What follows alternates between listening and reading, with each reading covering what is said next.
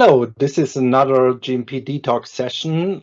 Today we will talk about consultants. My name is Markus Römer and I'm a consultant and auditor for the pharmaceutical industry.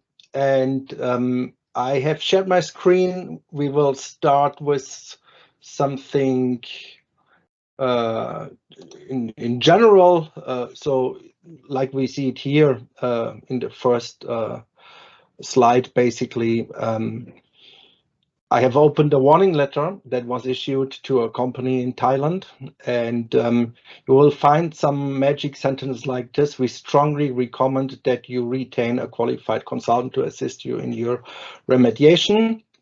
You know that you first get the observation on the form 483.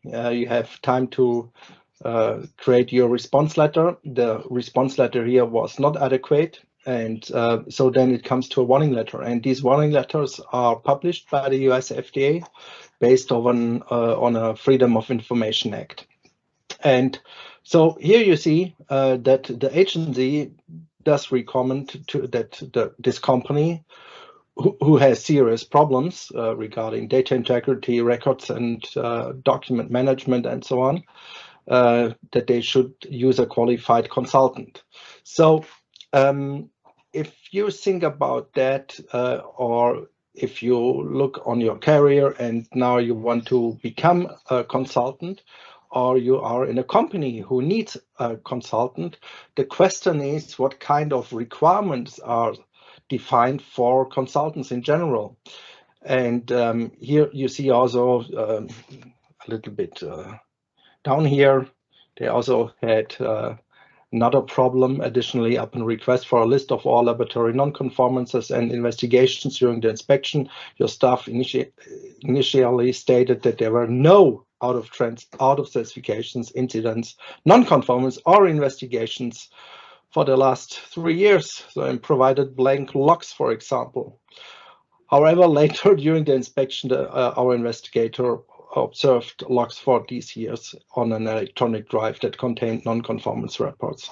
So you see this customer does really have serious problems, not only with the documentation, but also I try to understand how an investigator can react on that.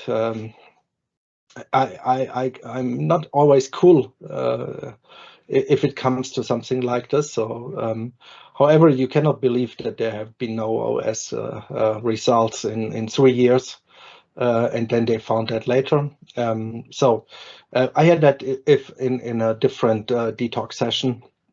That it's really hard to find something like this, and you must control yourself because the first sentence and statement of this company was totally wrong.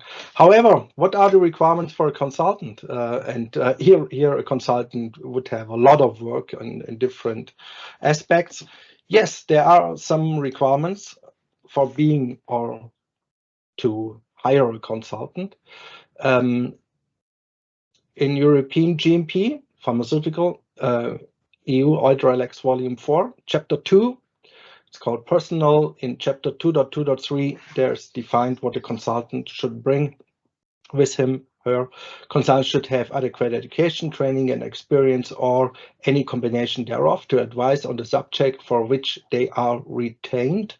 Records should be maintained stating the name, address, qualification, and type of service provided by these consultants. So a consultant should provide his, her CV, consulting profile, and you should check if the consultants can really do that. The term consultant in the GMP regulated industry is not a registered job or something like this. In Germany, for example, we have tax consultants, and there you must have a license for that. In GMP, we don't have that. So looking on CGMP, By the way, it's very similar. I was really wondering that it's nearly the exact same text. Consultants advising on the manufacture, processing, packaging, or holding of drug products shall have sufficient education, training, and experience, or any combination thereof, to advise on the subject for which they are retained. Records shall be maintained stating the name, address, qualifications, and so on. So it's nearly exactly the same here in part 211, CGMP. US FDA CGMP, the C stands for current, consults advising on the manufacturer in section 211.34. So these are the requirements regarding a consultant. You should check that. Because I'm also a consultant, as a consultant, I can also tell my clients what I cannot do. Maybe sometimes it's even more important to say what you can do and what you cannot do. This is very important. Yeah. Finally, at the end, the ultimate responsibility is with the manufacturing authorization holder or with the company having the GMP license or GXP license. And I'm also a consultant. So now if you would have a special topic, for example, and like you ask internally people how the process look like, and you ask for people, you get 5 answers. The same applies to consultants, very simple. Yeah? Can ask for consultants and you get 5 different answers. And none of them is totally wrong, maybe. Yeah. So it's also your obligation and your responsibility to have a look on that. And finally, you cannot say we have done that because a consultant said that or something like that. I also had these situations. So looking on experience, education, training, and any combination thereof, same in Europe. I would also show you something else, the Dunning-Kruger effect, which is very interesting. You see there also the level of confidence from low to high, and the curve is going up. So if you have a new topic and the components, how much we actually really know, for example, is going up in the first minutes. You start to read something, and then you might also have this kind of I may never understand this kind of frustration, and then you say now it's starting to make some sense and so on. And as a consultant, I must also say sometimes if I need to answer a closed question with yes and no, sometimes it's not possible. Yeah, maybe it's a case-by-case decision. And I also understand our other consultants who might give you another recommendation or advice or something like this. But it's always good to keep that in mind if you have something new. For sure, you can think about that if there is a given rationale or evidence-based facts, information, then you can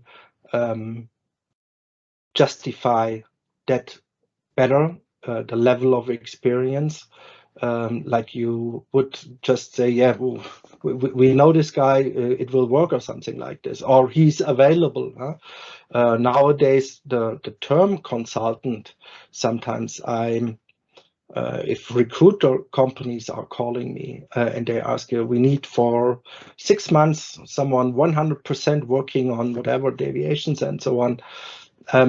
This is not a consultant. This is a temporary worker, employees, something like this that they are searching for. I'm always worried that there's no knowledge transfer into this company. So the idea cannot be that I leave as a consultant after a while the company. They say, oh, it was a great job and so on, and nobody knows what I have done or how I did it. So another thing that I want to show you, which I'm also using if I have, for example, new customers, we call it a consulting framework matrix, that we must also think about. Yes, we can do the job if it's required. We can write SOPs, maybe as ghostwriters, but for me, it's always important to have that knowledge transfer into the company, in the organization. So there could be different tactics required, some training like for the OS stuff, I would start with some basic training, maybe also mentoring to guide the people through the processes. Not that I'm doing it by my own and nobody knows what I'm doing. Yeah. Also, coaching is maybe interesting, and consulting, strategic, tactical missions.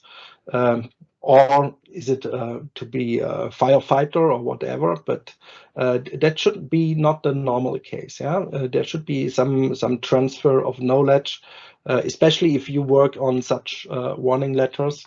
So I wanted to give you just an overview about different facts on consultants. Yes, there are GMP and CGMP requirements for consultants. It's basically written in an easy style. Records should be maintained, stating the name, address, qualifications, and type of services. I'm not sure if I would find that in every company, which consultants are working there and what kind of selection processes have been applied. So that's important if you want to become a consultant, or if you must hire a consultant, or you have some special needs. Okay, that was basically an easy detox session today. I hope it was a good information, a good thought for you, and you can cultivate that. Okay, thanks so much. Have a great day. Bye-bye.